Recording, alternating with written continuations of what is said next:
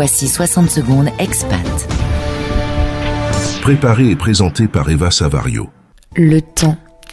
La ponctualité, le retard, le temps est une composante non négligeable de nos vies, en particulier dans le monde du travail.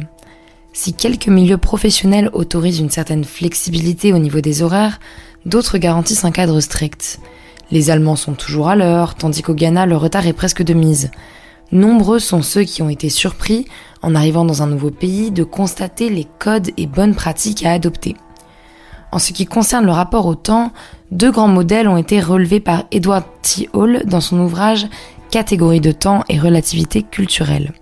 Le modèle monochrone et le modèle polychrone. Le modèle monochrone, qui correspond à une vision du temps séquentiel, est répandu dans les pays d'Europe et d'Amérique du Nord. Si la ponctualité varie légèrement entre la culture anglo-saxonne et la culture latine, le topo reste le même, une tâche après une autre. Le respect des deadlines et la promptitude y sont valorisés, et surtout le temps est et reste divisé entre le personnel et le professionnel. Il est vu comme une entité qu'on peut contrôler, gâcher ou gagner. Nos vies suivent souvent un programme et nous nous imposons de prioriser certaines tâches aux dépens d'autres. Dans un système dit polychrone, plus répandu dans le monde arabe, méditerranéen et africain, la flexibilité est valorisée. Les activités plus sociales sont mélangées aux activités professionnelles et il est normal de parler de sa famille au travail. La ponctualité se fait rare, les projets de long terme sont organisés de façon plus imprévisible, mais l'accent est aussi mis sur le temps accordé au relationnel.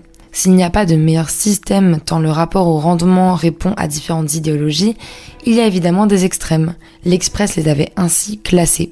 Les 5 pays les plus ponctuels au monde seraient l'Allemagne, la Suisse, le Japon, la Suède et les Pays-Bas.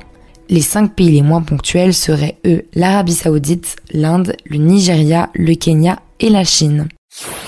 L'info des expats sur la première radio des Français dans le monde. Françaisdanslemonde.fr